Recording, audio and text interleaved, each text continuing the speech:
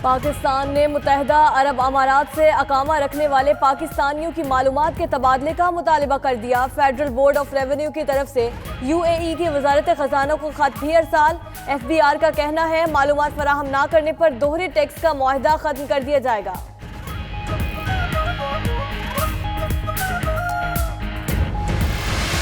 जो थोड़ी बहुत डिस्कशन हुई है, हुकूमत इसको उनको बाहर जाने की इजाज़त मुकदमात की वजह से नहीं देगी। कोर्ट उनको भेजें या वो कोर्ट्स की जाए तो कोर्ट्स के सामने तो हुकूमत कोर्ट से लड़ाई नहीं लड़ सकती, लेकिन हुकूमत उनको गालबन इजाज़त नहीं देगी। अगर काबीना मियां नवाज शरीफ साहब को बाहर जाने की इजाज़त मेडिकल ग्राउंड पे ना देती, कोई और देता भी तो एक्सपोज होता। हुकूमत मरियम नवाज का नाम ECL से नहीं निकालेगी। वजीर आजम के तर्जुमान नदीम अफजल चंद का प्रोग्राम हॉट टॉक में ऐलान। कहा, अगर अदालत ने नाम ECL से निकालने का फैसला दिया तो हुकूमत मुखालिफत नहीं करेगी। अगर काबीना इजाजत ना देती तो नवाज शरीफ नहीं जा सकते थे। मजीद बोले, तहरीक इंसाफ की 5 सीटों की अक्सरियत है, जबकि उसे इत्तेहादियों को भी खुश रखना है।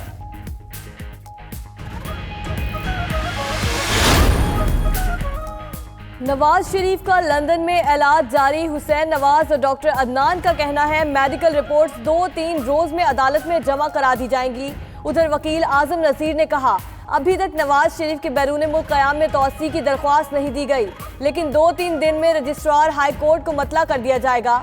लीगी रहनुमा नासिर भट्ट ने कहा, नवाज शरीफ को अमेरिका मुंतकिल करने के मुतालिक अभी तक कोई हतमी फैसला नहीं किया गया।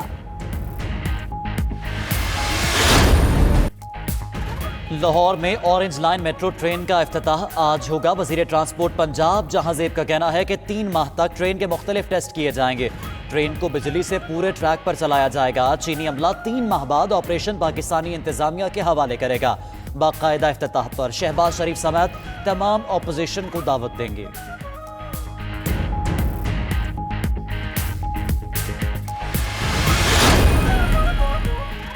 बलोचिस्तान में भी तब्दीली की हवा चल पड़ी। तहरीक इंसाफ के सूबाई वजीर सेहत नसीबुल्लाह मरी से महकमा वापस ले लिया गया। नोटिफिकेशन भी जारी। वजीर आला बलोचिस्तान जाम कमाल नए वजीर मुकर्रर होने तक वजारत सेहत का कलमदान संभालेंगे।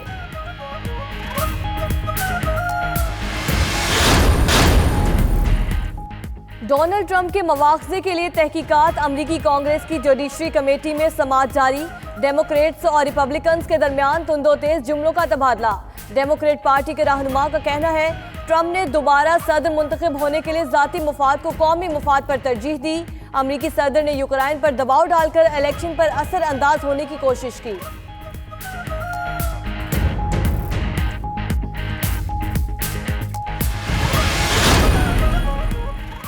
रूस और यूक्रेन के तल्लुकात पर जमी बर्फ पिघलने लगी। पेरिस समिट में दोनों ममालिक के सरबराहान में पहली 1-to-1 मुलाकात। रूसी सदर व्लादिमीर पुतिन की यूक्रेनी हममनसब वलोदिमीर से 5 साल से जारी तनाज़े पर बातचीत।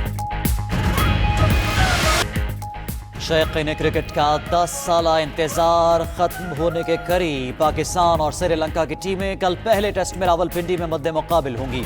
शाहीन और लंकन टाइगर्स आज जमकर प्रैक्टिस करेंगे। टेस्ट सीरीज की ट्रॉफी की रोनुमाई भी आज की जाएगी।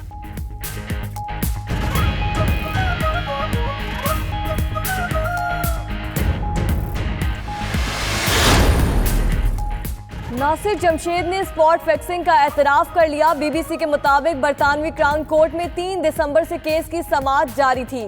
नासिर जमशेद ने साथी क्रिकेटर्स को मैच फिक्सिंग पर उकसाने का भी एतराफ किया। मुलजिमों के एतराफ जुर्म के बाद अदालत अगली समाअत पर सजा सुनाएगी। साउथ एशियन गेम्स का मेला आज इख्तिताम को पहुंचेगा। खेलों के मेगा इवेंट में पाकिस्तान के तमगों की तादाद 124 हो गई, जिसमें 32 गोल्ड, 37 सिल्वर और 55 ब्रॉन्ज मेडल शामिल हैं। मेडल टेबल पर भारत, नेपाल और श्रीलंका पाकिस्तान से ऊपर हैं।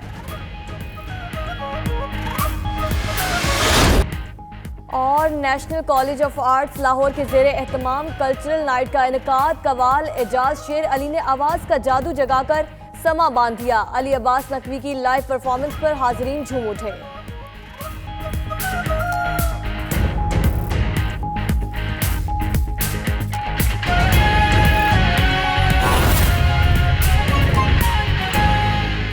कि हम यहाँ पे दियारी खैर में बैठ के मेहनत मजदूरी कर रहे हैं, अपने मुल्क का नाम रोशन करने के लिए हम हर तरह से पाकिस्तान के सफीर बनने की कोशिश कर रहे हैं। लेकिन आप हमें जरा बताइए,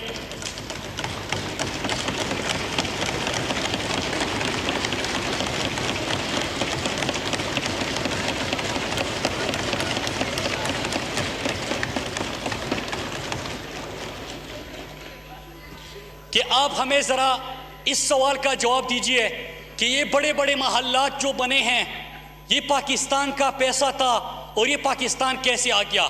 तो स्पीकर साहब, कुछ सवाल जेन्युइन होते हैं और इसी अपार्टमेंट और फ्लैट की बात करते हुए मैं एक दफ़ा कौम को फिर से याद दिलाना चाहता हूँ कि जनाब, इस वक्त जो आपने स्पीचेस सुनी तो ये वो जायदादें हैं जिसके बारे में कहा गया था कि हमारी लंदन तो क्या पाकिस्तान के अंदर भी कोई जायदादें नहीं है, पता नहीं हम एक दूसरे के साथ रहते हैं। स्पीकर साहब, अब आते हैं असल इशू के ऊपर।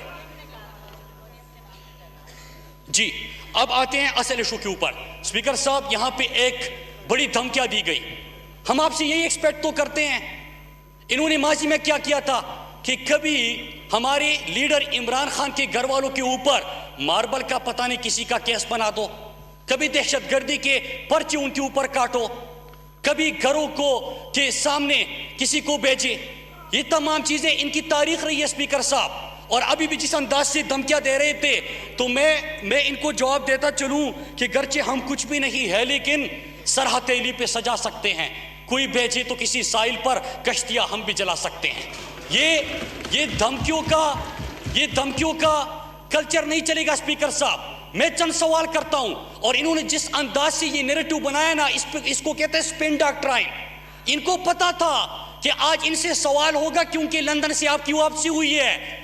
कुछ सवाल होंगे जो पूरी कौम आपसे सुनना चाहते हैं। नंबर एक, पहला सवाल कि कितनी मेहनत आप सबको करनी पड़ी कि जब सुप्रीम कोर्ट में ये केस चल रहा था, पानामा पेपर सामने आए, तो आप एक एक बंदा बैठ के यहाँ पे हमें लेक्चर देते रहे कि ये उनकी जायदादें नहीं है, और फिर उसी जायदाद में उनके साथ मिलते हुए आपको कैसे फील हुआ?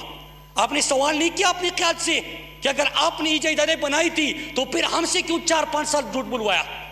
आपने ये सवाल नहीं किया? क्या पाकिस्तानी कौम ने अगर आपसे सवाल किया कि आप मेरे वजीर खारजा थे, आप मेरे वजीर दिफा थे, तो किस तरह आप वहां पे मूची दूबी चौकीदार के कारोबार कर सकते थे और इकामे आपने रखे थे? क्या जेन्युइन सवाल नहीं है स्पीकर साहब? अगर इनको 15 लाख तक तनख्वाह मिलता था वहां पे, तो ये तो पाकिस्तानी ऐवान का इसने हल्फ लिया था, इसने तो वजारत का हल्फ लिया था, इसने तो पाकिस्तान की वजारत दिफा को चलाना था, इसने तो पाकिस्तान की वजारत खारजा को चलाना था। अगर कोई आपसे ये सवाल करता है तो क्या इसका जवाब देना बनता नहीं है? क्या आप उनके लिए क्या खिदमत दे रहे थे?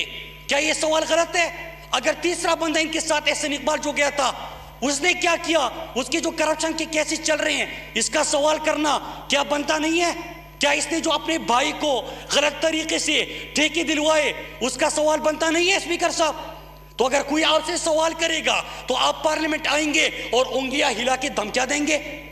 क्या आपने शहबाज शरीफ से यह सवाल किया कि जो आपका टीटी स्कैंडल आया है और इसके बाद आपने एक प्रेस कॉन्फ्रेंस की, आपको याद होगा शहबाज शरीफ ने एक प्रेस कॉन्फ्रेंस की थी। शहबाज शरीफ ने कहा कि मैं शहजाद अकबर को और बरतानवी सहाफी को कोर्ट लेके जाऊंगा, बरतानिया की अदालत लेके जाऊंगा। स्पीकर साहब, आज तक नहीं लेके गए, लेकिन शहबाज शरीफ तो आगे बढ़ा और उसने क्या कहा, कहते कि पाकिस्तान की इज्जत, मुल्क को कौम की इज्जत दांव पे लगी है, अल्हम्दुलिल्लाह शहबाज शरीफ वो इज्जत बचाएगा और बरतानिया की अदालत में सुरखरू होगा।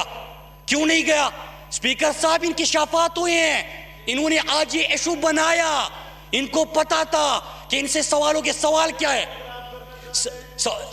देखिए स्पीकर साहब आप तशरीफ रखें, फिर खामोशी से सुने, खामोशी से। स्पीकर साहब, इन्होंने कहा मैं कुछ देर बाद इस इशू के ऊपर बात कर लूंगा। पहले जो इन्होंने रजिस्ट्रेशन की बात की, स्पीकर साहब आपके ऊपर बड़ा तनकीद किया था कि आपकी वजह से इतने ऑर्डिनेंसेस पास हुए। आज मैं रिकॉर्ड लेके आया हूं और सुनिएगा, आपने पीपल्स पार्टी के एक दौर में, सिर्फ 3 साल में, मौके दौर में 357 ऑर्डिनेंस इन्होंने पास किए 3 साल के अंदर। हर साल के अंदर, सुनिए एक एक साल के अंदर 119 एवरेज इनका बनता है जो इन्होंने ऑर्डिनेंसेस पास करवाए।